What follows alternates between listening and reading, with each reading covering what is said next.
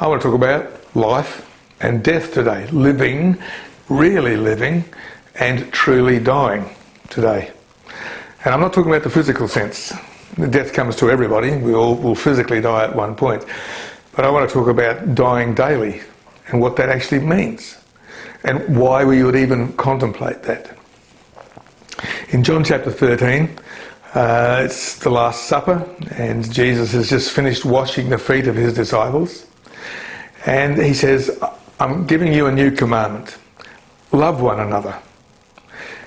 As I have loved you, so I want you to love one another. In this way, everyone will know that you are my disciples, my followers, my students, that you've learnt from me, that you've gained from me, that you've grown through that, and that you've chosen every day to follow me.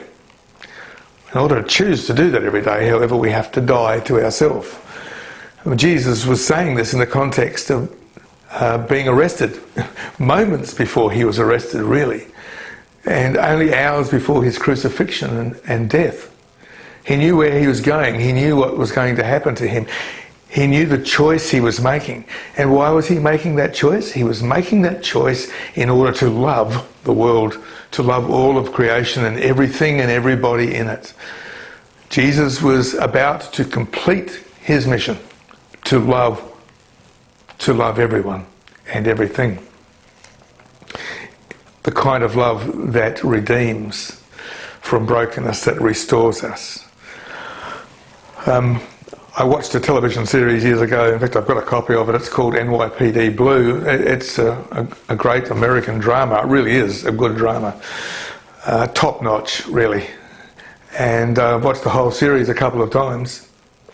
There's a character in the series, a young man, a young detective, who, as is slowly revealed throughout the series, had a very broken childhood. He was physically and sexually abused. He was abandoned by his father.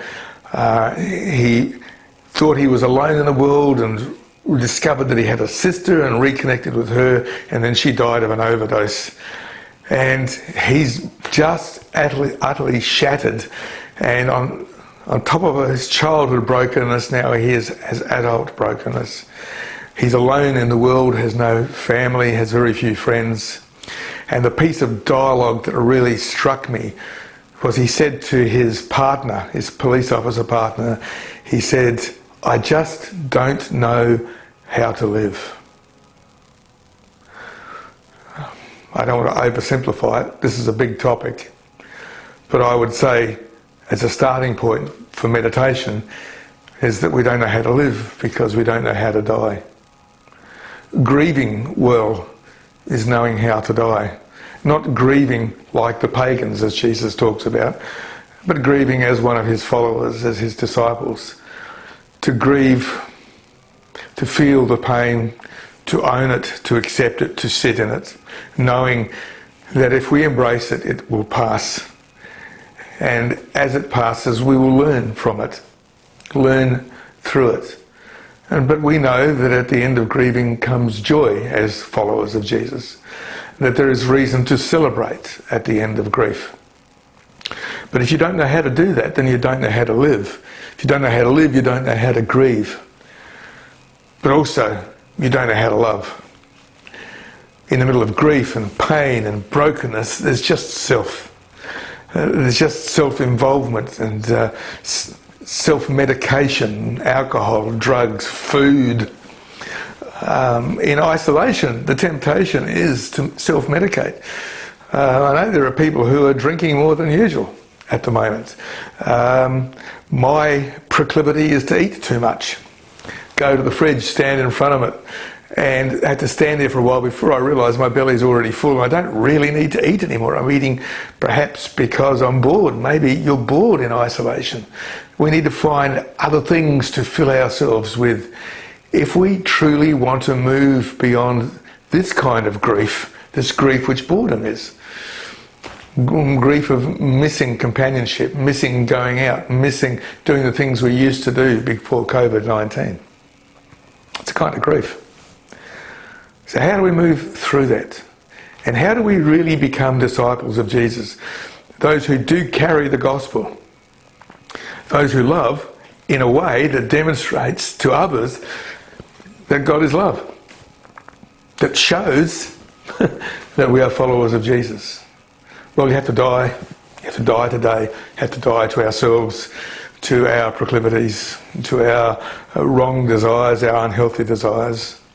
We need to be able to learn how to put those things aside, to be in the presence of Jesus, to learn from him, to know his love for us and be confident in it.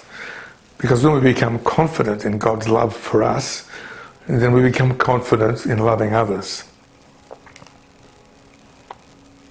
So it doesn't matter whether you're facing the reality of a physical death at the moment. That will come.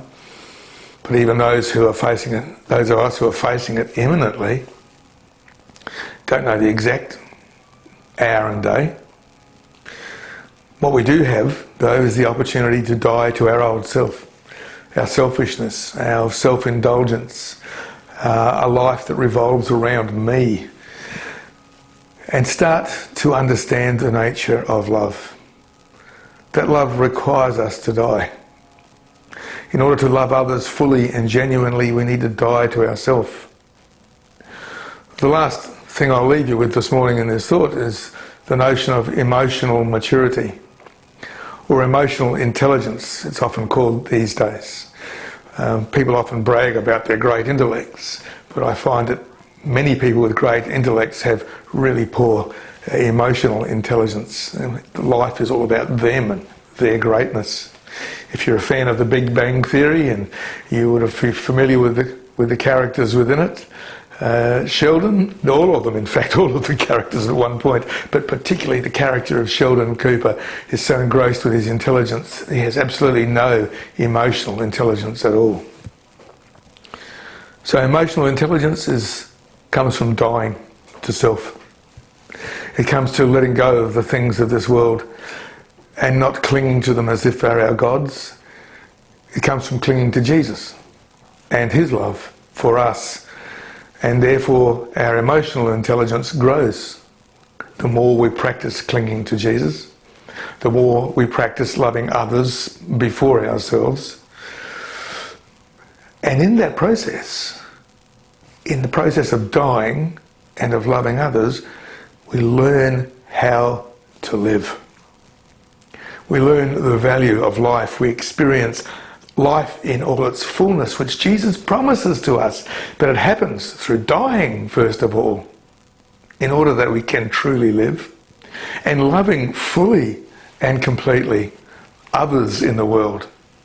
Not only our families, but the people that Jesus puts in front of us day by day. Actually, my last thought is this, is it's our friend recently passed to glory, Ian Watson, who could lay in hospital, dying of cancer, knowing he was dying of cancer, but also knowing he was in God's good graces and eternity was waiting for him. And even in his pain and in his suffering, he could minister to the doctors and nurses around him. How could he do that? Because he'd been dying daily for a long time. Because he'd learning and growing in the capacity to love others.